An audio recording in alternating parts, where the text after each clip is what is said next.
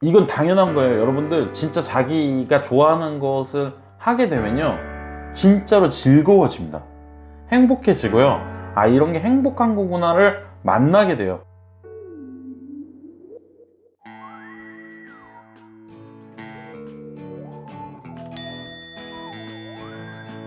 네, 여러분 안녕하세요. 반갑습니다. 안시주입니다.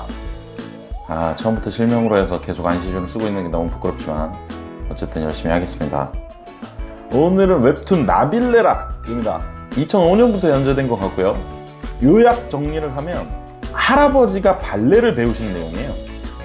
굉장하지 않습니까? 네, 처음부터 굉장하죠. 할아버지가 발레를 배우시는 내용에서 우리는 이 웹툰에 대한 얘기를 하는 게 아니라 웹툰을 예시로 하고 싶은 일을 하는 방법과 과정에 대해서 얘기할 겁니다. 글은 훈님이, 그림은 지민님께서 이렇게 그려주셨다고 하네요. 이 웹툰은. 그래서 나빌레라 밑에 보면 드라마, 꿈, 발레 이렇게 써져 있고, 나이 70에 도전을 시작했다, 23 방황이 시작됐다 이렇게 써져 있습니다. 70 넘으신 분께서 23살의 마음으로 방황을 시작하셨다는 얘기일지, 또는 여기서 나오는 선생님이 23살이거든요. 이 23살의 얘기가 동시에 시작되는 걸 말하는지는 이제 만화책, 웹툰, 저는 실제로 책으로 읽었습니다. 이게 웹툰이 책으로 정리되어 있어서 5권 정도 나와 있거든요. 그래서 5권짜리가 한 10만원 정도 됐던 것 같아요. 그런데 억울하게도 다음에 가시면 25화까지 공짜, 51화까지는 화당 300원이었던 걸로 기억하고 있습니다. 이 분께서는 쉽게 말하면 할아버지가 발레를 배우고 싶어 합니다. 그리고 운 좋게 발레 연구소 또는 발레 학원에 찾아가게 되는데, 그 발레 학원에서 이 할아버지를 받아주게 되고, 이 할아버지는 피나는 노력과 연습을 담아내고 있죠. 그리고 실제로 발레 공연을 하게 되는 것까지가 51화에 담겨져 있습니다. 근데 제가 이렇게 스포일러를 하는 이유는 상관없어요. 그만큼 이야기가, 그 과정이 훨씬 중요해요. 저는 과정을 자기계발서 형식으로 분리해서 얘기해 볼 거예요. 그 분리하는 과정이 어떻게 되냐면, 좋아하는 일을 하는 방법에서 나타나는 현상들, 그리고 나타나는 모습들에 대한 얘기를 할 겁니다. 시작할게요. 자, 1번. 자극적인 사건이 시작됩니다. 어떤 얘기냐면, 이 만화에서 어떻게 시작되냐면, 믿고 함께했던 동료이자 친구가 죽어요. 그 장례식장에 찾아가게 되죠. 그리고 그 장례식장에 찾아가면서 아들에게 아빠의 유품을 주기 위해서 카메라를 들고 갑니다. 이 얘기는 실제로는 되게 짧게 담겨요. 그러면서 아들에게 카메라를 주죠. 아들에게 묻습니다. 뭐 어쩌고 저쩌고. 아들이 묻죠. 어쩌고 저쩌고. 그랬더니 할아버지가 대답하시죠. 너 키우는데 조금이라도 방해될까봐 이 카메라를 나에게 맡겨놨어 라고 얘기합니다. 여기서 포인트는 이런 스토리텔링이 아니라요, 저희는 어떻게 끌어나갈 거냐면, 첫째, 자신을 돌아볼 만한 자극적인 일이 발생한다. 그리고 자기를 돌아보게 된다. 그때부터 우리는 하고 싶은 일에 대해서 생각하게 된다는 거예요. 생각해보세요. 우리는 항상 하고 싶은 게 있어요. 물론 없다라고 얘기하시는 분들도 있는데, 그 이유는 좀 이따 설명해 드릴 건데, 우리는 항상 하고 싶은 일이 있어요. 근데 그걸 그냥 관성의 힘으로 그냥 지나가면서 살게 되죠. 그런데 어느 순간 브레이크를 거는 그 관성의 힘, 원래 다람쥐 책밖에 돌아가던 그 돌아가던 걸 브레이크를 거는 사건들이 일어납니다. 그게 친구의 죽음일 수도 있고요, 강사가 나르는 한 장면일 수도 있고, 나에게 엄청난 동기부여가 됐던 어렸을 때 추억이나 기억일 수도 있어요. 어찌됐건 그거를 보게 되고 그거를 느끼면서 자신의 삶을 돌아보게 되죠. 이 할아버지 역시 생각을 합니다. 나 어렸을 때부터 발레하고 싶었는데 해볼까? 라고 생각하게 되는 거죠. 하지만 2단계, 요때 우리는 심리적 저항을 받게 돼요. 어떤 사람들은 분명 불안과 초조를 느낄 거예요. 그리고 어떤 사람들은 분명 욕구를 느낄 거예요. 난 발레를 해보고 싶어 라는. 그러면 이 두 가지 싸움에서 불안과 초조가 높은 사람들은 못할 거고요, 욕구가 더 높은 사람들은 할 겁니다. 그죠? 근데 앞에 이분은 사건이 있었잖아요. 내 삶이 얼마 남지 않았구나. 나랑 동갑인 친구가, 꾸준하게 같이 살아오던 친구가 죽었네? 그럼 내 삶도 얼마 남지 않았구나. 도전해봐야겠다 라고 하게 됩니다. 만화에서 이런 내용이 나오진 않아요. 너무 자연스럽게 이야기가 구성되어 있고 탄탄하게 흘러가요. 근데 제가 요것들을 분리시켜 놓고 구분해 놓은 거예요. 우리가 보통 어떻게 하고 싶은 일을 하게 되는지, 그리고 그 단계가 어떻게 되는지를 얘기하는 거예요.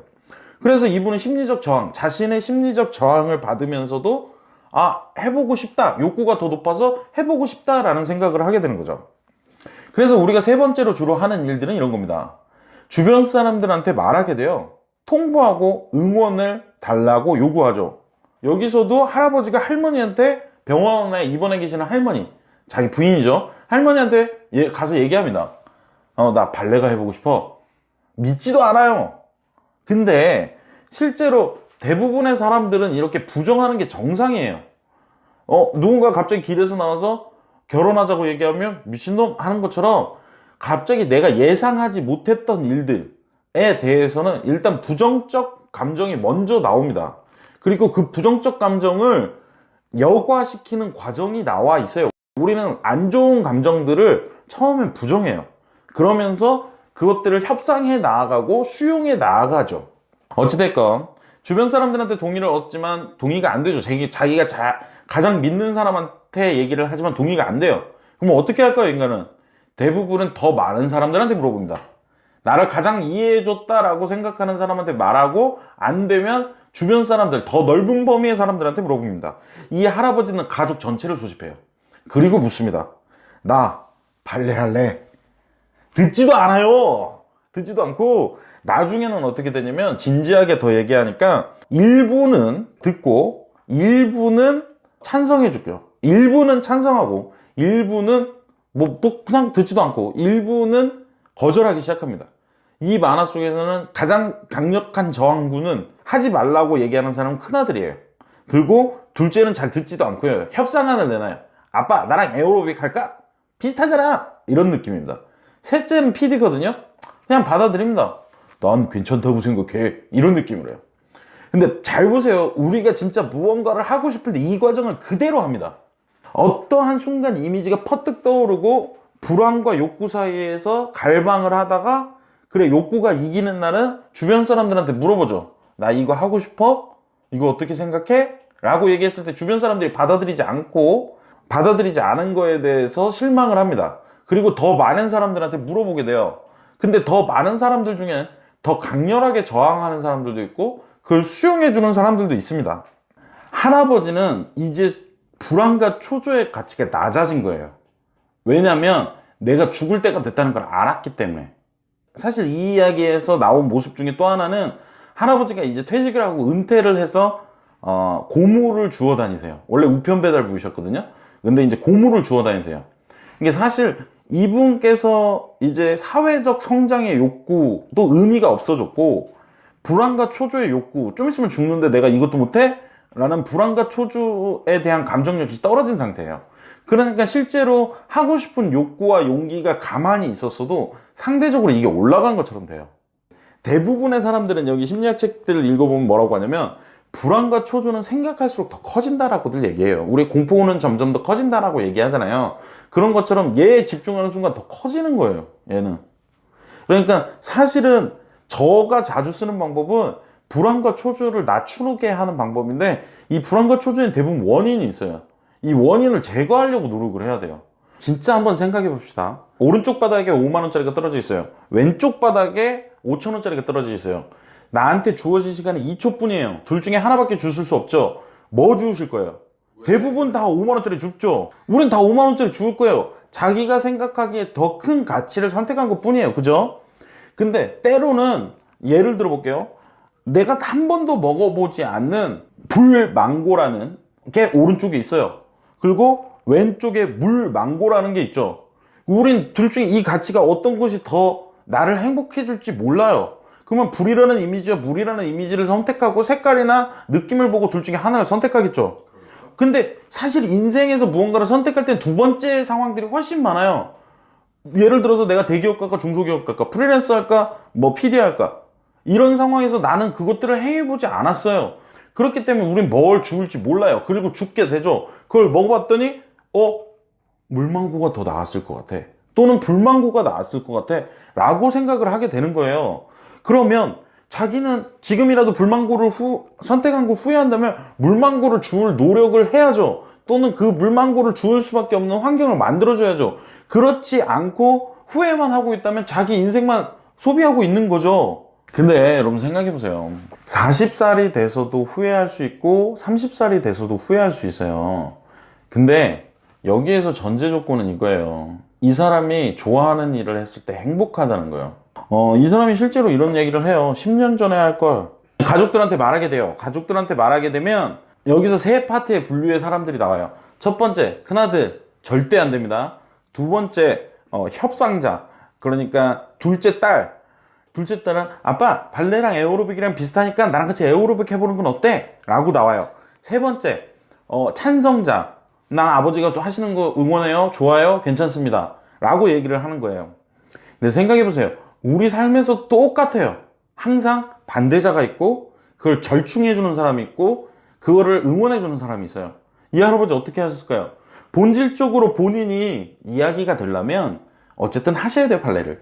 하지만 본질적으로 본인이 불안과 초조의 가치가 낮아졌잖아요. 그냥 하시는 거예요. 그래서 하시게 되고, 그래서 이 사람들이 숙고의 시간을 보통 갖습니다. 이렇게 되면 하라는 사람도 있고 절충안을 내는 사람도 있고 하지 말라는 사람들도 있으니까 나 혼자 이렇게 깊이 생각을 합니다. 깊이 생각을 하고 나의 조력자들 중 한 명한테 또다시 묻게 됩니다. 또는 절대권자한테 묻게 됩니다. 다시 엄마라고 할게요. 그냥 엄마, 나 진짜로 하고 싶은데 이거 좀 도와주시면 안 돼요? 나 이거 할 수 있게 허락해 주시면 안 돼요? 저 이거 진짜로 해볼게요 라고 했을 때 어떤 반응들이 나올까요? 두 가지 반응이 나옵니다. 하지마 또는 생각해보자. 요 두 가지 반응이 나와요. 근데 잘 생각해보세요. 하지 마라고 했었던 기억들이 있으실 거예요. 그러면 그 다음에 어떤 감정을 느끼게 돼요? 아파요. 내면에 깊은 상처를 받아요. 진짜로. 이 할아버지도 그래요. 가족들 앞에서 그 발레하는 타이즈를 신고 나옵니다. 남성복을. 민망하다고 하고, 며느리는 민망하다고 하고, 엄마는 막 그렇게 꼭 해야겠어요? 막 이래요. 아내는. 그러니까 할아버지는 들어와서 깊은 상처를 받게 돼요. 난 진짜 하지 말아야 되는 걸까? 근데 우리 삶에 이런 게 너무 많아요. 이런 게 너무 많기 때문에 저한테 찾아오시는 분들 중에 이런 분들 계세요. 전 하고 싶은 게 없어요. 이 유형 중에 30%는 이것 때문이에요. 원래 하고 싶은 거 있었죠. 근데 내가 뭔가를 하고 싶다고 할 때마다 내가 믿고 있는 사람들 또는 나와 관계를 맺고 있는 사람들이 하지 말라고 했어요. 그때 엄청나게 상처를 받는 거예요. 그러면서 마치 자기가 나무라고 하면 하고 싶었던 가지가 이렇게 삐쭉 삐져나오고 있는데 커팅을 당하는 느낌이에요. 커팅을 당하고 나면 그쪽에서는 그 팔에서는 다시 나타나지 않아요. 하고 싶은 욕구가. 할아버지도 절망하세요. 이 타이즈 입고 자기 방에 들어가서 불 안 켜시고 문에 기대서 막 이렇게 하고 있는 거죠. 보통 이렇습니다. 1차 위기 언제 오냐? 아까 말했던 거절이, 그러니까 하지 말라고 하는 사람, 그 사람이 나타났을 때 2차 위기, 나를 응원해 줄 거라고 생각했던 사람들한테 말했는데 그 사람들마저 하지 말라고 할 때 보통 대위기라고 불리는 게 나타나는 거예요. 보통 이 두 타이밍에서 포기하세요. 잘 생각해 보세요. 본인 삶들도. 근데 이 이야기는 이어져야 되죠.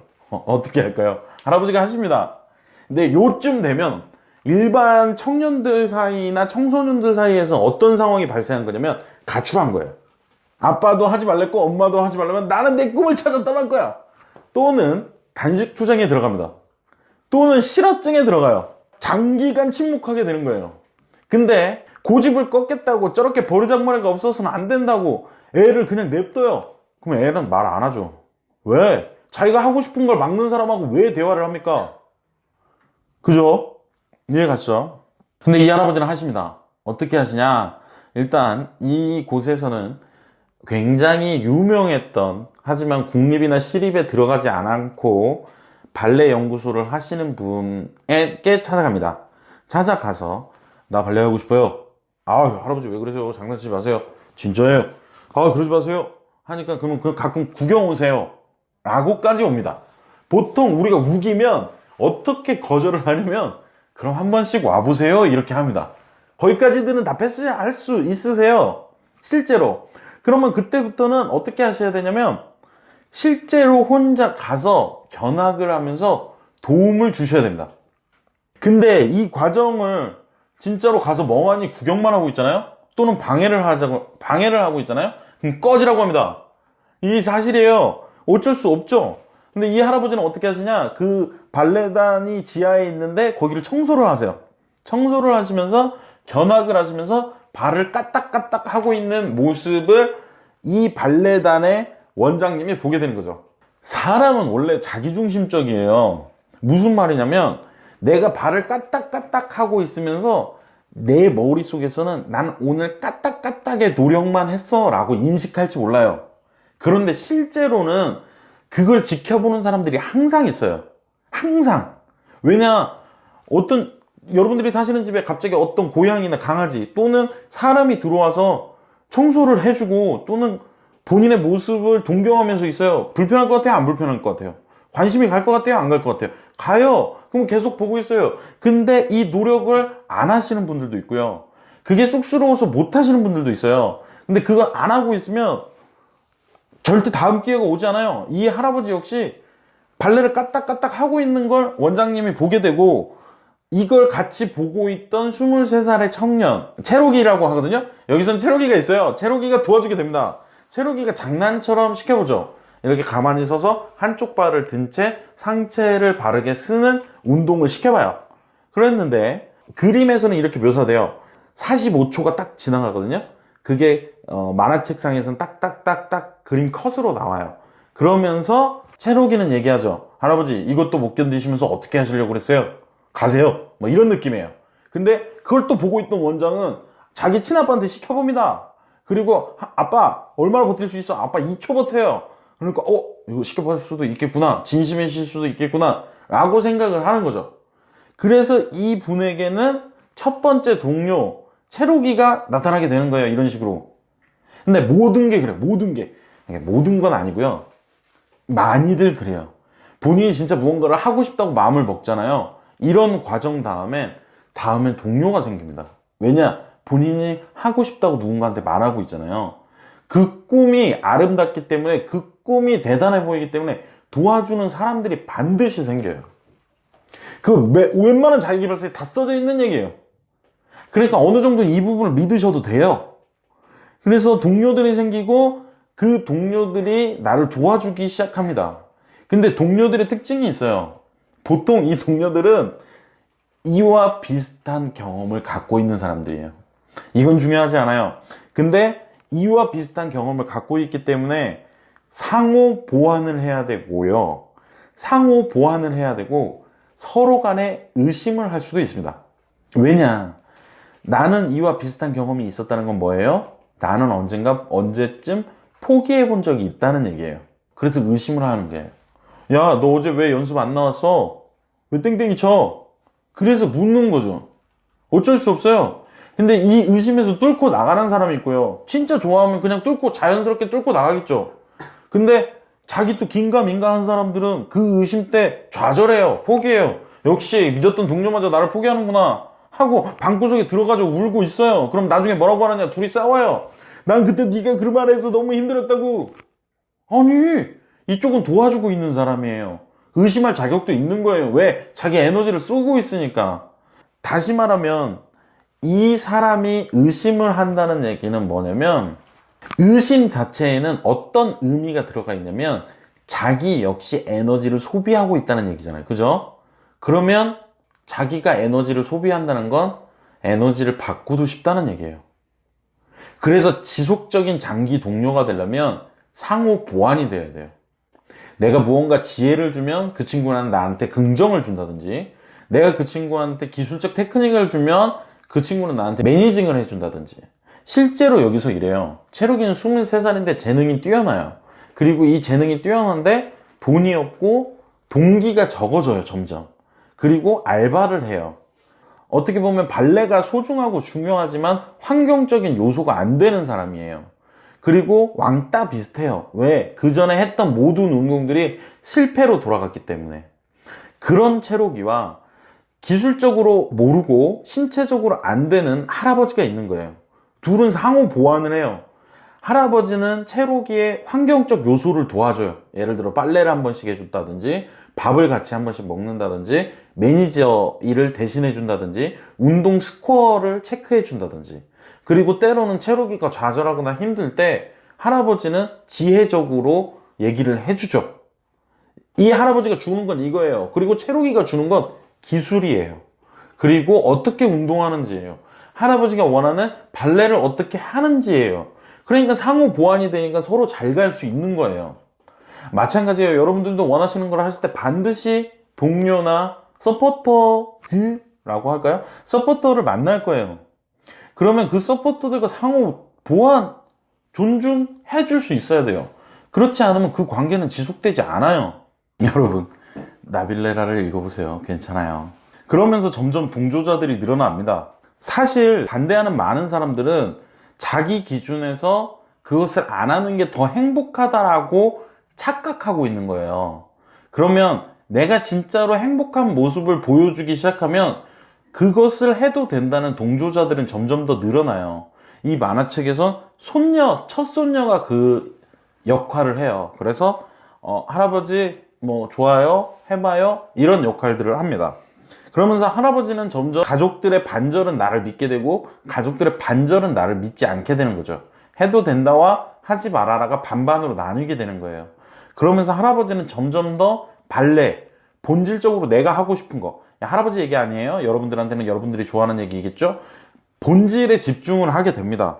그러면서 상호간의 보완들이 찾아오게 돼요. 이 할아버지는 실제로 이 발레 사무소의 발레 연구소의 매니징 역할을 조금씩 허드렛 일을 해주고요. 그리고 발레를 무상으로 배우게 되는 거죠. 그러면서 이 할아버지는 이건 당연한 거예요. 여러분들 진짜 자기가 좋아하는 것을 하게 되면요, 진짜로 즐거워집니다. 행복해지고요. 아, 이런 게 행복한 거구나를 만나게 돼요. 뭐 어떤 자기계발 쪽에서는 진짜 좋아하는 일을 할 필요가 있냐, 뭐 하지 않아도 된다. 맞아요. 그 말도 맞아요. 근데 그렇다고요. 내가 좋아하는 일 하면 당연히 기분 좋죠. 그건 당연한 거예요. 좋아지고 자기가 하고 싶은 것들에 몰두하게 돼요. 그러면서 점점점 자기도 모르게 자기 개발을 스스로 하게 돼요. 할아버지 뭐 하느냐면요, 일단 담배를 끊으세요. 이해 가셨죠? 그리고 할아버지 뭐 하시냐면요, 아침마다 이 바벨이라고 하죠. 이 운동을 하세요. 근육량을 키우기 위해서. 근데 여러분들도 인생에서 자기 성장을 막 열심히 찾아서 했던 시기들이 한두 번은 반드시 있거든요. 잘 떠올려 보세요. 그건 누가 시키지 않아도 점점 더 열심히 하게 돼요. 그때는 몰입하고 있는 거예요. 예를 들어서 공부를 타인이 시켜서 했건 내가 하고 싶어서 했건 했어요. 근데 성적이 올라요. 그러면 그 다음에 뭐예요? 어떻게 하면 공부 더 열심히 하지? 라고 하게 되는 거예요. 운동도 마찬가지예요. 제가 축구를 했어요. 축구를 했는데 어떻게 하다가 골을 넣었어요. 이렇게 하면 골이 넣어지나? 하고 점점 더 운용량을 늘리게 되고, 축구 슈팅 능력을 늘리게 되고, 장 보면서도 운동을 할 수 있는 거죠. 하여간 자신 스스로 막 성장을 느낄 때, 이때가 엄청 행복한 때예요. 그래서 다양한 방식으로 노력의 집중화, 다양화를 해가는 거죠. 사이드 팁이라고 할게요. 이 얘기와는 무관하게 팁을 드리면, 이 너무 다양하게 하시는 분들이 있어요. 그리고 물리적 한계를 뛰어넘으시려는 분들이 있어요. 예를 들어서 하루는 24시간이고 자는 시간 빼면 우리가 실질적으로 뭔가에 집중할 수 있는 시간은 14시간쯤이라고 칩시다. 근데 스케줄을 24시간짜리를 짜놔요, 막. 그럼 뻑 다운돼요. 이 번아웃증처럼 뻑이 나시는 분들 있잖아요. 그분들은 거기까지는 가세요. 근데 그 다음에 너무 과도한 스케줄 때문에 뻑이 나시는 거예요. 이런 분들은 스케줄을 줄이고 집중화하는 데 목표를 하셔야 돼요. 사이드 팁이라고 말씀드렸어요. 이 얘기하면 무관해요.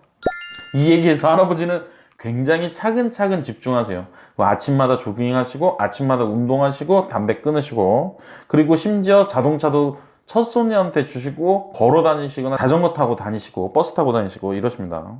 지금부터 말씀드린 거는 저항 세력들을 어느 정도 없애고 자기가 좋아하는 일에 집중했을 때의 첫 단계를 말씀드릴 거예요. 봐봐요. 이 지금 단계가 무슨 단계라고 했냐면 성장의 과정이잖아요. 내가 성장을 시작하는 과정에서는 아까도 말씀드렸듯이 집중도 하고 다양화도 한댔어요. 그리고 노력도 많이 한다고 했고, 근데 이때부터 또 해줘야 될 게 하나 더 있어요. 동기부여예요. 항상 이거를 해줘야지만 이 노력이 지속화되는 거예요. 그리고 이렇게 하시다 보면 최종 저항자들이 마지막 발악을 합니다. 이게 승리자의 입장에서 보면 저항군이고 발악이지만, 그게 뭐 권력자의 입장에서 본다면 최종 통보일 수도 있죠. 이런 거. 너 이런 식으로 한다고 하면 난 너를 호적에서 파버릴 거야. 너 나 볼 생각 하지 마! 이런 거일 수 있어요. 그 저항은 점점 더 세게 올 거예요. 하지만 만약에 진짜 하고 싶고 그게 행복하다면 벌써 하고 계실 거고요. 계속 그 저항자의 얘기가 안 들릴 거예요. 나도 반신반의하거나 반신반의한 시점이라면 그때는 그 얘기가 들리겠죠. 반신반의한 시점, 이게 뭐냐면 성장이 둔화되는 시점이에요. 자, 얘기해 볼게요. 내 스킬은 어느 정도까지 올라가다가 기울기가 줄고 조금씩 덜 올라가죠. 하지만 내 감정은 계속 이런 상태일 수 있어요. 하지만 스킬이 멈추지는 시점, 내가 좋아하던 일이 성장을 멈추는 시점들이 누구에게나 나타나요. 근데 이 시점에서 우리 감정선은 더 그대로 올라가죠. 하지만 이 시점에 나는 뭘 하게 되냐면, 아까 말씀드렸듯이 노력의 다양화를 한다고 했잖아요. 이때부터 요행을 바라기 시작합니다. 빠르게 스킬업을 할 수 있는 일종의 꼼수들을 찾아내게 돼요. 보이고, 그리고 막 그거를 노력해요. 그러면서 내 스킬은 아예 성장이 둔해져 버리거나 아예 제대로 올라가질 못하고 어느 시점에서 멈춰버리게 돼요. 이 만화 속에서는 이런 상황이 나타나게 됩니다. 그리고 이 발레단 원장님께서 한마디 하죠. 난 당신한테 요령을 가르치려고 이곳에 당신을 들인 게 아니야! 이렇게 하면서 할아버지가 충격을 받죠. 이러면 안 되는구나 라고 생각하십니다. 할아버지 반성해요. 그래서 이 혼내는 시기에 보통 우울해지시기도 하고 자기 반성도 많이 하세요. 자, 근데 생각해 보세요. 요 시점이 이제 아까 말하면 협상하는 때예요. 여러분들 어렸을 때 학원 되게 많이 다녀보셨을 거 아니에요. 그러면 뭐 태권도, 피아노, 뭐 스포츠, 뭐 수영 이런 것들 막 다니시면서 분명히 이 시점 있으셨을 거예요. 처음에는 막 쑥쑥 배우는 거예요. 발차기도 내가 막 바로 되는 것 같고, 근데 자꾸 그 뭐 수영도 그렇고요. 처음에 분명 물 뜨는 거 금방 되고 앞으로 자유형 나가는 거 금방 되고, 근데 그 노력을 반복시킵니다, 사람들은. 피아노도 그렇고요. 그러면 난 그때부터 어떻게 하면 딴 거 배울 수 있을까 하고 막 겨루기를 한다거나 갑자기 배영을 한다거나 피아노도 원래 악보 보고 쳐야 되는 거 다른 거 쳐보려고 노력을 한다거나 이렇게 돼요. 또는 폼을 잡거나 꼼수를 부리거나. 그 시점에 누군가 잡아주지 않잖아요. 엉망이 돼요. 그리고 나 역시 그만두게 돼요. 근데 누군가 잡아주잖아요. 요때 반성을 해요. 근데 반성하는 시점에 너무 세게 말하잖아요, 선생님이. 그러면 애는 우울해져서 그만둬요. 사실 반대로 말하면 이거 자체가 누군가 시켜서 한 거기 때문에 그만두는 것도 있지만, 그만큼 행복감을 더 이상 주지 않는구나 라고 착각을 하게도 돼요. 근데 어른이 돼서 이 상황을 느끼면 어떻게 돼요? 그냥 자기 반성하는 거예요. 그리고 약간 우울해지죠. 그리고 부끄럽지만 용기 내서 그곳에 찾아가요. 실제로 이러지 않으신 분들은 이러셔야 돼요. 부끄러워도 내가 아직 초심자, 배우려는 사람이고 아직 저쪽은 가르쳐 주려는 사람이니까 부끄럽더라도 가셔야 되고 나아가셔야 되고 그곳에서 하셔야죠. 여기서 그만두시면 다시 이 일은 대부분 안 하세요. 이와 유사한 일도 안 하세요. 그렇기 때문에 전 해보라고 권해드리고 싶어요. 이러한 과정에서 역시 사람들은 다른 사람들이 나를 쳐다보고 있지 않다라고 생각해요. 근데 주변 사람들, 나에게 반대했던 사람들, 그리고 저항했던 사람들 역시 자기들끼리 얘기하고 있어요. 제일 크게 반대했던 큰아들이 자꾸 물어보고 있어요, 주변 사람들한테. 아버님이 이거 발레 하려고 하시는데 도와드리는 게 맞을까? 원하는 걸 하게 해드리는 게 맞을까? 이렇게 물어보고 있는 거예요. 그리고 할머니 역시 처음에는 반대하시다가 이제는 아버지 힘들게 살았는데 이 정도를 도와드리는 게 맞지 않을까? 라고 하는 거예요. 그러니까 나는 내 길을 가고 있잖아요. 그럼 주변도 변하고 있어요. 근데 그 주변이 변하고 있다는 걸 우리 인지하지 못해요. 어느 순간 그 내가 하고 있는 것 때문에 주변 사람들도 변하고 있다는 걸 아셔야 돼요. 그리고 여러분들이 좋아하는 길을 가신다면 그 사람들은 여러분들이 행복한 걸 원하기 때문에 그 행복을 도와주실 거예요. 이 다음에 우리가 만나게 되는 건 뭐냐면 실력은 증가하지 않아요. 사실 증가하고 있어요.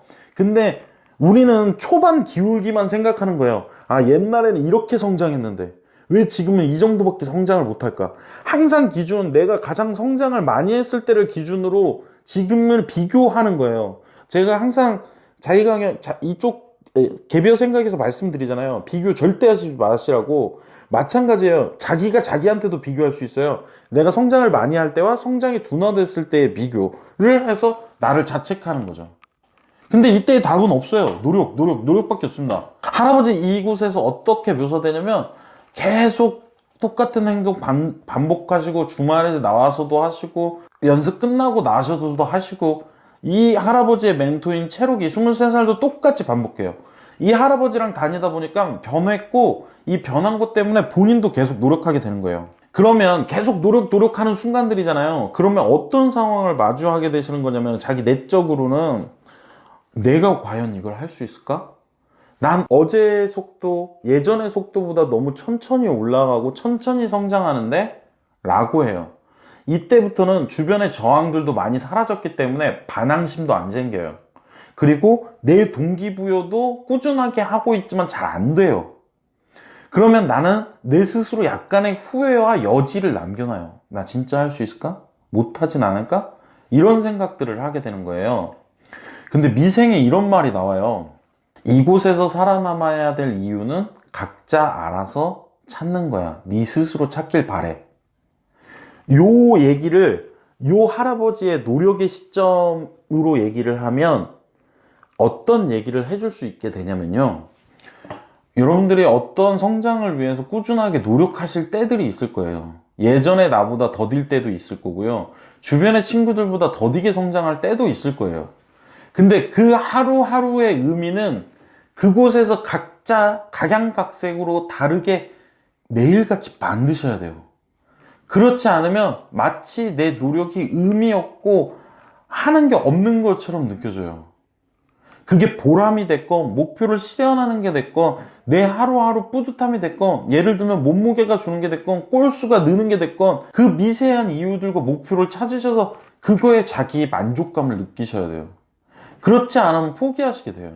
꿈을 굉장히 높게 잡으셔야 돼요. 그리고 목표를 세분화하셔야 돼요. 그리고 그 목표의 세분화에 따라서 자기 충족감, 그러니까 오늘 내가 말한 대로 책을 50페이지 읽었네? 우와 대단해. 옛날엔 5페이지도 못 읽던 내가. 이렇게 자기 충족감들도 꾸준하게 주셔야 돼요. 예를 들어서 어제 52페이지 읽었어요? 오늘 50페이지 읽었어요? 예전에 5페이지 읽던 사람이에요. 이 사람이 어제랑 비교하잖아요? 아무것도 안 돼요. 중간에 포기하는 게 당연해요. 근데 예전이라고 비교해보세요. 5페이지 읽었던 애가 50페이지 읽었어요. 몇 달 만에, 두 달 만에 10배 성장한 거예요. 엄청난 거죠. 근데 이렇게 동기부여 해주거나 자기 평가를 하지 않으세요. 대부분 잘된 시점하고 평가를 하세요. 그러니까 매번 좌절하고 힘들어하고 노력이 물거품이라고 생각하는 게 당연해요. 근데 그러시지 마시라는 거예요, 처음부터. 여러분, 이 다음에 이 할아버지가 어떤 상황을 마주하게 되냐면 촬영 스태프들이 와서 뭐 세상에 이런 일이 같은 거예요. 70대, 80대 할아버지가 발레를 한다 이렇게 촬영을 해가요. 실제로 얘기해서는 할아버지를 좀 민망하고 안 좋게 그리거든요. 그래서 이 할아버지를 계속 괴롭히는 거예요. 이 할아버지가 계속 괴롭혀야 이 웹툰이 끌고 나갈 힘이 생기니까요. 그건 중요하지 않고 이 얘기를 왜 해드리냐면 이거는 또 다른 사이드 팁인데요. 왜 이런 얘기들 있잖아요. 처음 화투 친 애가 항상 다 따간다. 카지노 처음 가면 꼭 따서온다. 이거를 불교 쪽에서는 초심자의 공덕, 뭐 처음 한 사람의 축복, 뭐 이런 식으로들 종교적으로도 해석을 하고 있거든요. 근데 이게 발생합니다, 실제로. 그러니까 여러분들이 하고 싶은 일을 하시다 보면 뜻밖의 큰 성과나 큰 기회들이 오게 돼요. 그것들을 놓치지 마세요. 이렇게 노력을 하다 보면 이 다음 단계가 또 나타나게 됩니다. 이것까지는 대부분 안 가실 수도 있고 생각보다 빨리 오실 수도 있는데, 성찰의 시간을 갖게 됐어요. 성찰의 시간이란 건 뭐냐면 죽어도 안 되는 것들을 만나게 됩니다. 예를 들어서 만화가라고 쳐봅시다. 어떤 사람은 만화를 잘 쓸 수도 있고 어떤 사람은 그림을 잘 그릴 수도 있어요. 그래서 내가 그림을 그리면서 글을 막 어떻게든 연구를 하고 노력을 해서 웬만큼 따라잡았어요. 근데 절대 안 되는 게 있어요. 예를 들어서 연애 부분, 뭐 태권도에서 회축 뭐 이런 것들이 있을 거 아니에요. 자기가 정말 안 되는 게 있거든요. 이것들을 깨닫기 직전에 우리는 성찰을 하게 돼요. 나는 이만큼 왔고 무엇을 제일 못하는가? 이건 왜 안 되는가? 막 나는 이걸 왜 요구하고 있는가? 막 이런 단계를 겪게 되시는데, 요 다음 단계에서 이제 나는 정말 안 되는 것들이 나오거든요. 그것들을 보통 이제 종교적으로나 여러 인문학에서 뭐라고 부르냐면 뭐 숙명, 뭐 평생 습관, 그 업, 차크라 뭐 이런 식으로 얘기하게 되는데, 이 만화 속에서 뭐 어떻게 담아내고 있냐면요, 이 할아버지 치매로 담아내고 있어요. 이 할아버지가 이제 나이가 드시다 보니까 치매가 걸렸는데도 이제 발레를 하고 싶어지는 순간들을 만나게 돼요. 이 노력의 시간들이, 만화가 5권짜리예요. 50이라고. 그러니까 이 시간만큼 계속 할아버지는 노력을 해오셨어요. 벌써 1, 2년이 지나고 중간에 이제 치매라는 걸 알게 되는데, 그 치매를 이겨나가는 과정, 그리고 발레를 그럼에도 하는 과정들이 나옵니다. 나빌레라가 웹툰이 좋았던 이유는요, 정말 하고 싶은 것들을 하는 사람들이 만나는 것들에 대해서 너무 부드럽게 정의해 놓고 있어요. 그리고 그 마지막 최종 보스, 나를 이기는 것. 근데 여기서 나를 이기는 것을 표현하는 방식이 치매인 거예요. 간절하게 하는 사람들에게 또 나타나는 모습 중에 하나가 뭐냐면요, 시간이 나타납니다. 시간. 근데 이 시간의 끝에 뭐가 있냐면 죽음이 나타나요. 무슨 말이냐면, 아, 내가 지금 열심히 하지 않으면 언젠간 후회하겠다 라는 것을 만나게 됩니다. 이 할아버지는 이 치매라는 것을 통해서 이 두 가지를 다, 업과 차크라, 죽음을 동시에 표현하고 있는 거예요, 작가는. 그래서 이 할아버지는 더 간절해져요. 아내가 빈말로 이렇게 말합니다. 그럼 저희 앞에서도 공연해줘요. 할아버지 해버려요. 근데 이런 거죠. 삶의 시간이 간절한 사람한테는 망설일 여유 따위가 없는 거예요. 내가 내일 치매가 더 심각해져서 이 동작이 어려울 수도 있고, 내가 발레 한다는 걸 반대했던, 또는 나중엔 도와줬거든요. 도와줬던 사람들한테 내가 언제 죽을지도 모르는데, 또는 기억이 없어질지도 모르는데 이걸 어떻게 하지? 라고 하면서 이 할아버지는 그 자리에서 바로 하시는 거예요. 물론 이런 부분들이 묘사되진 않아요. 그냥 약간의 손짓. 하지만 할아버지 바로 해버려요. 그리고 주변 사람들한테 보여주는 거죠. 그리고 마지막에 이 할아버지는 공연을 하세요. 이 앞에 부분 굉장히 재미난 것들이 있는데 그것들까지는 얘기를 안 해드릴게요. 왜냐면 책은 사보는 거니까요. 좋아하는 일을 하면 좋죠. 그게 업이 아니더라도 하루에 2-3시간을 털어서라도 그것들을 하면서 만나는 과정과 포기하는 과정들을 얘기해 드리는 거예요. 그리고 그것들을 했을 때 얼마나 행복한지도 전달이 됐었으면 좋겠어요. 저는 참고로 충분히 지금도 행복하지만 이 일을 하면서 더 행복했던 시절들이 있거든요. 그때를 떠올리면 진짜 너무 행복했던 것 같아요. 뭘로 하고 표현할 수도 없고 너무 행복했던 것 같아요. 그렇기 때문에 많은 사람들이 좋아하는 일을 해라 라고 얘기하는 건 이유가 있겠죠. 뭐 그 사람들의 의견이 조금은 동조가 되신다면, 하루에 일은 싫어하는 일을 하더라도, 잘하는 일을 하더라도 하루에 2-3시간 나를 위해서 쓰는 건 전 절대 나쁜 거라고 생각하지 않아요. 진심으로. 사이드 팁 좀 말씀드릴게요. 10년 전에 할 걸 이라는 말이에요. 이 얘기에서 할아버지 챕터 하나로 10년 전에 할 걸 이라는 말을 합니다. 이 얘기는 왜 그러냐면 굉장히 단순해요. 현재 내가 너무 행복하기 때문에 단순 비교하는 거예요. 10년 전에 나와 지금의 나를. 10년 전에 어떤 가치 있는 일을 하고 의미 있는 일을 했을 수도 있죠. 하지만 지금이 더 월등히 행복하니까 이 행복을 예전에 10년 전에 나와 비교하는 거예요. 그렇기 때문에 그것들에 대해서 고민하거나 후회하게 되세요, 보통은. 근데 일단은 후회하셨으면 좋겠고요. 저는 가끔 저한테 질문하시는 분들이 있어요. 후회하시나요? 뭐 인생에서 제일 큰 후회는 뭐였나요?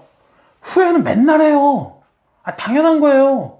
근데 그것들을 크게 받아들이시는 분들이 있고 크게 받아들이시지 않는 분들이 있는 것 같아요. 저는 후회도 마음껏 하셨으면 좋겠고 그 후회를 마음껏 통해서 또 앞으로 나아가셨으면 좋겠고, 그리고 될 수 있으면 후회가 10년 전에 할 걸 2년 전에 할 것이었다면 그 후회 하시길 바라고요. 지금부터라도 최선을 다해서 뛰어가시길 바라요. 어디로? 행복으로. 제가 이 뒤에 좋아하는 말들, 이제 이곳에서 나온 좋은 말들을 정리해놨는데, 좋아했던 말들의 생각의 여지가 조금은 있는 말들일 것 같아요. 이제 읽어드릴게요. 일단 채록이 아버지가 채록이가 발레를 하는 걸 싫어합니다. 왜냐면 채록이 엄마가 하다가 하셨거든요. 뭐 그건 나오지 않지만 하여간 이런 말이 대사가 나와요. 탐탁지 않아 하시는 거 느껴져도 그러려니 하고 하시더라고요. 그 다음 그 순간 뭔가 복받쳐 올라 한참을 울컥했어요. 그런데 조금 지난 다른 생각이 들더라고요. 결국 나였구나. 내가 마음 먹고 결심하면 주변 환경은 가능한 도와준다는 건 알겠는데 그 말에 책임감이 자신이 과연 나한테 있을까? 나 스스로 의심되는데 그렇게 다짐해도 괜찮은 걸까? 그게 무서워지더라고요. 근데 이 말에 다 써져 있죠. 그냥 무서운 거잖아요. 여러분 어렸을 때 한 번쯤은 있겠죠? 어둠 속에서 혼자 서 있었던 적이. 근데 그곳에 서 있으면 계속 무섭죠. 어쨌든 빛이 있는 곳, 나를 원하는 곳, 나를 기다려주는 사람들한테 가야죠. 그게 전진이건 후진이건. 인생 전진하건 후진하건 상관없어요. 본인만 행복하다면. 근데 그곳에 있다면 계속 무서움을 느낄 거예요. 무서워하지 마세요. 이 발레를 하겠다는 친구는 무대라는 또는 자기가 어떤 지점에 가겠다는 목표가 있어요. 내 길을 간다는 건 혼자 가는 거고 무섭고 외로우니까 그냥 대중들이 가는 길에 따라가겠다. 그래서 어디까지 가실 건데요? 그 목표 있으세요? 묻고 싶네요. 화낸 거 아니에요. 또 좋았던 말들 좀 얘기해 볼게요. 할아버지가 이렇게 말했습니다. 난 허락 받았지롱. 채록이한테 이렇게 말하는 거예요. 난 허락 받았지롱. 우리가 뭘 하는데 이렇게 누군가의 다 허락을 받아야 되는 삶이라는 게 짜증나기도 했지만 좋았습니다. 그리고 채록이는 이렇게 말하죠. 헐 진짜요? 대단들 하시네 진짜 점점점. 할아버지 그게 그런 것 같아. 집사람에겐 발레에 관심이 있다고 예전부터 조금씩 말을 했는데 확실하게 뜻을 보인 적은 없었어. 채록이 네? 나 이거 꼭 해보고 싶다 라고 확고한 뜻을 밝히진 못했던 거야. 속으로 난 진짠데 난 정말 하는데 하면서 이해해 주길 바라는 건 반대로 이기적인 것일지도 몰라. 이제야 비로소 난 정말 발레를 하고 싶다라는 뜻이 전해진 것 같아. 뭐 아직 반대하는 식구들도 있고 갈 길이 멀긴 하지만 이게요 두 가지 오류죠. 자기중심성과 커뮤니케이션에 대한 오류인데, 나는 수없이 대뇌입니다. 예를 들어서 난 발레를 하고 싶어. 이 동작은 이렇게 해봐야지. 롤모델을 보거나 뭐 유튜브를 보면서도 이렇게 하고 싶어. 나는 이거를 수천 겹을 생각을 했어요. 근데 주변 사람들한테 뭐라고 말해요? 난 진짜 발레 보면 설레이더라. 떠보잖아요. 또 가끔 비치죠. 어떻게 비치죠? 나 발레 하면 잘할 텐데. 엄마 나 발레 디파트 돼? 어떻게 알아요? 어찌 알아? 그걸 이해해줘? 그래놓고 나중에 싸울 때 뭐라고 그래? 엄마라면 날 이해해줄 줄 알았단 말이야. 어떻게 알아? 이게 커뮤니케이션의 오류죠. 가끔 이런 거 아침마당 같은 거 보면 나오지 않습니까? 막 고등학교 때 사업한 아이 뭐 또는 뭐 세계 일주를 떠났던 친구들, 그 사람들 말할 때 막 이러잖아요. PT를 만들어 가서 아버지 어머니 앞에서 했다. 또는 말씀드리고 또 말씀드리고 또 말씀드렸다. 그리고 또는 가출했다. 이 얘기가 사실 부모님들 입장에서는 전달이 그만큼 세게 되는 거예요. 사실 PT 내용 다 어설플걸요? 고등학생이 무슨 PT를 해서 얼마나 대단하겠어요? 고등학생 비하하는 거 아니에요. 돈 받고 하는 사람들이 더 잘한다는 거예요. 그 사람들 의견을 돈 받고 하는 사람들이 더 잘할 때도 몇 천만 원 낼까 말까인데 아들이 PT 했다고 해서 그 말에 설득됐을 거라고요? 아니요. 진심을 보는 거예요. 진심을 알게 되는 거고. 이 말도 되게 좋았어요. 일본인이 나오는데 이 친구도 굉장히 뛰어난 친구인데 이 친구가 맨날 혼날 때마다 좋아해요. 선생님한테 혼날 때마다 좋아해요. 그러니까 할아버지가 물어봐요. 키요시거든요.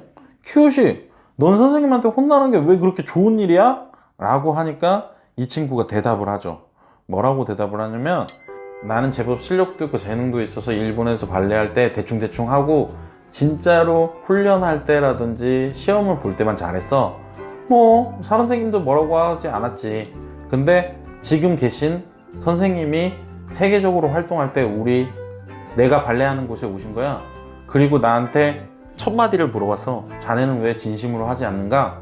라고 하고 나서 마지막에 내가 물었지. 왜 저한테는 코칭이나 이런 걸 해주지 않으세요? 그랬더니 선생님이 하는 말, 나는 지금 재능이나 실력만 믿고 대충 하는 걸 탓하진 않겠어. 다만 부족한 게 좀 있어도 발레가 너무 좋아서 할 수 있는 최대한을 쥐어짜서 하는 사람들이 언젠간 자네를 앞지를 거라네. 진심으로 배우려는 자한테 가르쳐주기에도 시간이 부족하다네 라고 얘기를 하십니다. 그 뒤로부터 누군가 자기에게 충고를 해주거나 혼내는 건 유일한 학습의 방법이라는 걸 알게 됩니다. 야, 이 공부 잘하는 놈아! 욕 같아요? 칭찬 같아요? 우린 이거 욕 같을 것 같아요. 근데 우리는 대부분 커뮤니케이션을 할 때 감정으로 받아들여요. 네. 그렇기 때문에 이런 상황을 맞았을 때도 그 감정으로 받아들이기 때문에 누군가 혼내는 게 기분 나쁘고 안 좋죠. 하지만 누군가가 당신한테 그만큼 화가 난다 또는 실망을 한다, 그게 성인이 돼서는 없어요. 다시 말하면 그 화나는 만큼 당신한테 집중하고 있다는 거고 사랑하고 있다는 거고, 그 사람이 당신을 그만큼 열심히 가르쳐주고 싶다는 거예요. 그렇기 때문에 키우신 안 거죠. 나한테 화를 내는 사람들 또는 나한테 독서를 퍼붓는 사람들, 나한테 잘못됨을 알려주는 사람들만이 나의 스승이구나. 그 실망하고 다독여주고 실망하고 다독여주를 3번 이상 하고 있는 사람이 있다면 당신을 엄청 사랑하는 거예요. 우리는 흔하게 만날 수 있죠. 부모님. 여기까지가 이제 나빌레라.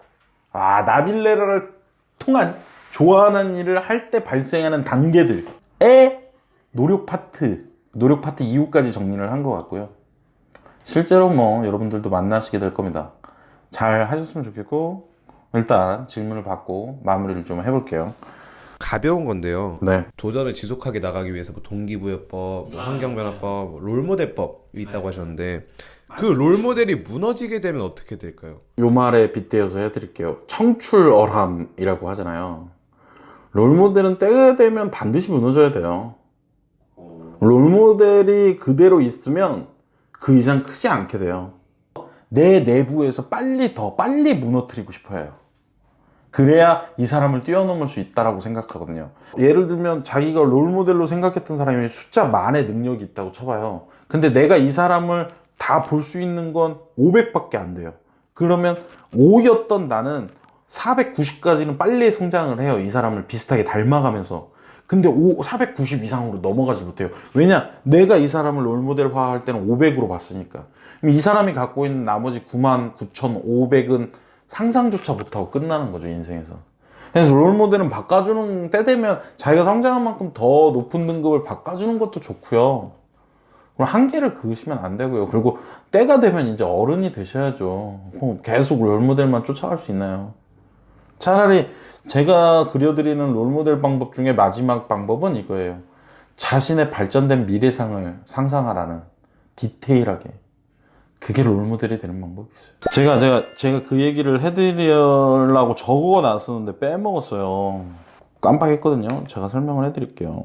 이 할아버지의 결과는 무대에 오른 거고, 과정은 이러한 상황들. 이것들도 결과로 인식을 하시는 습관을 들이셔야 돼요. 그러니까 과정도 행복일 수 있어요. 사실은 대부분 책에서는 과정이 행복이라고 해요. 근데 과정도 결과일 수도 있고 행복일 수 있는데 사람들은 꼭 결과에만 초점을 맞춰요. 내가 예를 들어 봅시다. 환 PD가 이사를 해요. 그래서 운동도 할 겸 환 PD 이사를 도와주고 환 PD랑 둘이서 땀을 흘리면 또 서로 우리는 우정 있어 이러고 짜장면도 딱 맛있게 먹고 집에 돌아왔어요.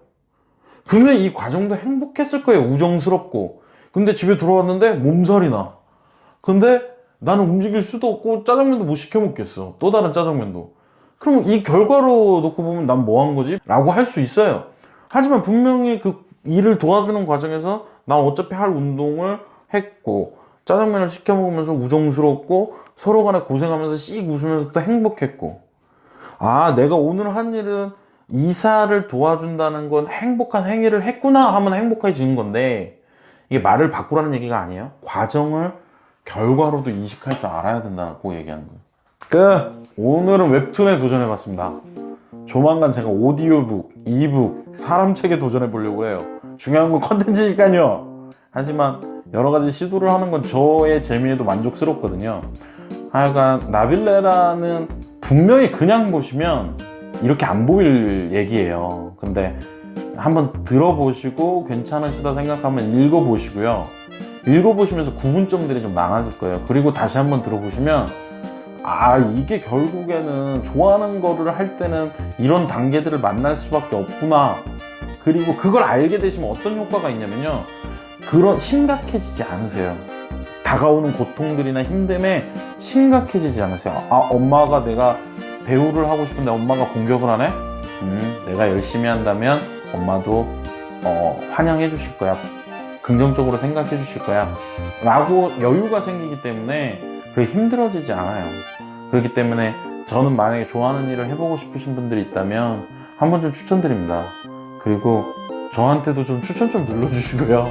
좋아요도 좀 구독도 좀 눌러주시고요. 네, 그리고 또 뭐 하죠? 아, 요런 거 같이 하실 분, 시간 좀 있으신 분 있으면 연락 좀 주세요. 혼자 하기 힘들어 죽겠어요. 한 3-4명이서 하고 싶은데 힘드네요. 하여간 빠이빠이.